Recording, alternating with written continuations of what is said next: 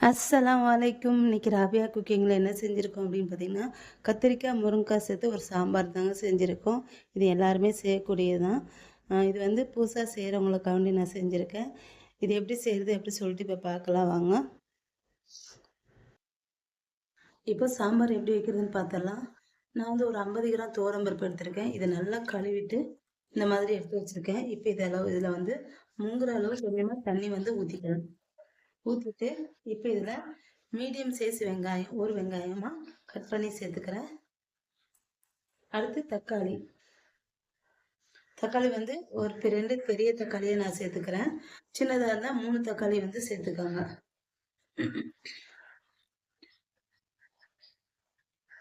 இதையும் கட் பண்ணி சேர்த்துட்டு இப்போ இதை வந்து ஒரு 4 விசில் விட்டு நல்லா பருப்பு எல்லாத்தையும் நல்லா வேக விட்டு எடுத்துக்கலாம்.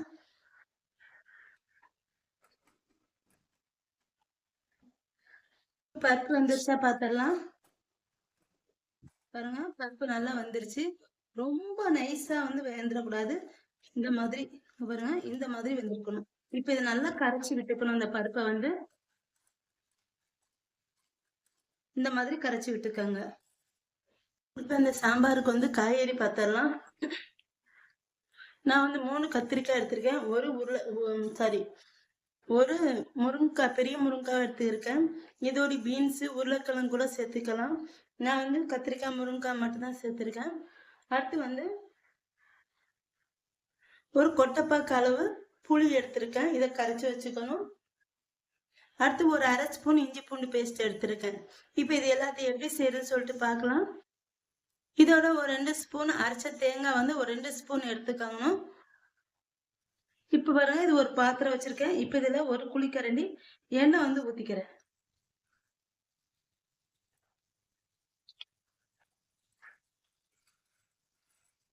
இப்ப பாருங்க, இப்ப தாளிக்கிறதுக்கு வந்து கொஞ்சம் கடுகு சேர்த்துக்கிறேன்.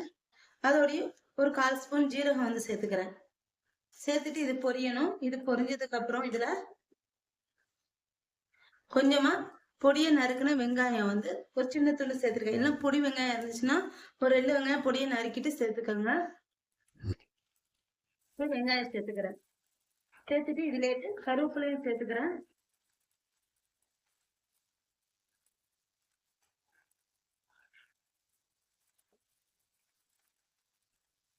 இப்ப பாருங்க, வெங்காயம் இந்த அளவுக்கு பொரிஞ்சிருக்கணும்.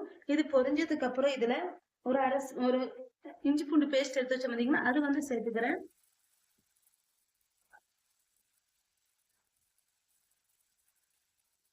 சேர்த்துட்டு இதுல ஒரு சின்னதா தக்காளி ஒண்ணும் பொடி நறுக்கி வச்சிருக்கேன், அதை சேர்த்துக்கிறேன். அடுத்து இதுலயே தேவையான உப்பு வந்து சேர்த்துக்கிறேன்.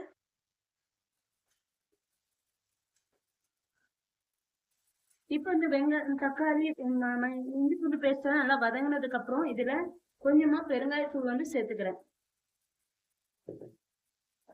பூண்டு கூட நச்சு சேர்த்துக்கலாம். அடுத்து 1/4 ஸ்பூன் மஞ்சள் தூள் வந்து சேர்த்துக்கிறேன்னா. அடுத்து இதுல உரப்புக்கு வந்து மிளகாத்தூள் வந்து நான் வந்து ஒரு 3/4 ஸ்பூன் தான் சேர்த்துக்கிறேன்.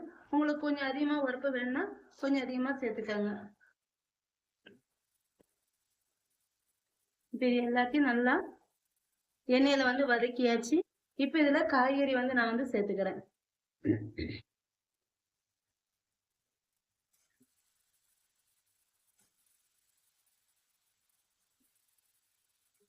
காய்கறி சேர்த்துட்டு இப்போ இதுல தண்ணி வந்து ஊத்திக்கலாம். நான் வந்து ஒரு 2 கப்பு தண்ணி வந்து ஊத்திக்கிறேன். தண்ணி ஊத்தியாச்சு. இப்ப காய்கறி எல்லாம் நல்லா வேகணும். வெந்ததுக்கு அப்புறம் எடுத்துக்கலாம். அடுத்து இதுல வந்து மசாலா வந்து சேர்த்துக்கலாம். நான் வந்து மல்லித்தூள் ஒரு 3/4 ஸ்பூன் சேர்த்திருக்கேன். அடுத்து ஒரு 1/2 ஸ்பூன் ஜீரகத்தூள் வந்து சேர்த்துக்கிறேன். இல்லை நீங்க கறிக்குழம்பு மசாலா இருந்துச்சுன்னா அது வந்து ஒரு ஸ்பூன், பெரிய ஸ்பூனுக்கு 1 ஸ்பூன் நிறைய சேர்த்துக்கோங்க. இப்ப பாருங்க, இந்த காய்கறி வந்து நல்லா வெந்துடுச்சு. ஒரு 3/4 பாகத்துக்கு அதிகமாகவே நல்லா வெந்துருச்சு. இப்போ இதுல வந்து புளி கரைச்சி வச்சிருக்கோம்னா அதை வந்து ஊத்திக்கிறேன். இதை வந்து எங்க ஊர்ல கைப்புளின்னு சொல்லுவாங்க. ஊத்திட்டு இது ஒரு கொதி வந்ததுக்கு அப்புறம் இதுல தேங்காய் வந்து சேர்த்துடலாம்.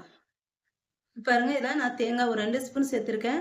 இந்த தேங்காய் வந்து கொஞ்சம் கொரகொரப்பா அரைச்சிட்டு சேர்த்துக்கணும். ரொம்ப நைஸா அரைக்கக்கூடாது. அதுமாரி தேங்காய் ரொம்ப சேர்க்கக்கூடாது. இந்த மாதிரி 2 ஸ்பூன் போதும். இப்போ தேங்காய் ஊற்றிட்டு இந்த சாம்பார் வந்து திரும்ப கொதிக்கணும். ஒரு கொதி வந்ததுக்கப்புறம் இதில் பருப்பை வந்து சேர்த்துடலாம். இப்போ தேங்காய் ஊற்றி கொதிச்சிருச்சு. இப்போ பருப்பை வந்து சேர்த்துக்கிறேன்னா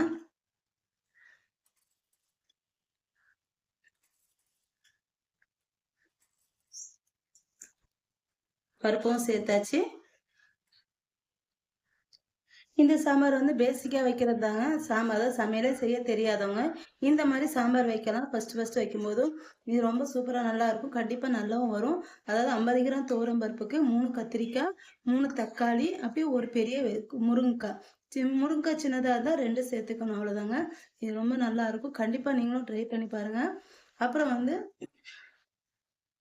இப்போ பாருங்க குழம்பு சாம்பார் வந்து நல்லா கொதிச்சிருச்சு. இப்போ கடைசியாக நான் மல்லித்தலை தூவி சாம்பார் வந்து இறக்க போகிறேன். ஒரு சிலர் வந்து கடைசியாக சாம்பார் வந்து தாளிக்குவாங்க, அதுவும் நல்லா இருக்கும். ஃபர்ஸ்டே தாளிச்சாலும் நல்லா இருக்கும். நீங்க வந்து எப்படி செஞ்சாலும் சரி, கடைசி தாளிச்சாலும் சரி, இல்லை ஃபர்ஸ்டே தாளிச்சு குழம்பு காய்கறி ஏத்துனாலும் சரி, நல்லா தான் இருக்கும் எப்படின்னாலும். அவ்வளோதாங்க, சாம்பார் வந்து ரெடி ஆயிடுச்சு. இப்போ சாம்பாரை வந்து இறக்கிடலாம். கத்திரிக்காய் முருங்கைக்காய் சாம்பார் வந்து ரெடி ஆயிடுச்சுங்க. என்னோட இந்த வீடியோ உங்களுக்கு பிடிச்சிருந்தா லைக் அண்ட் கமெண்ட் ஷேர் பண்ணிக்கோங்க. என்னோட சேனலை மறக்காமல் சப்ஸ்கிரைப் பண்ணிக்கோங்க.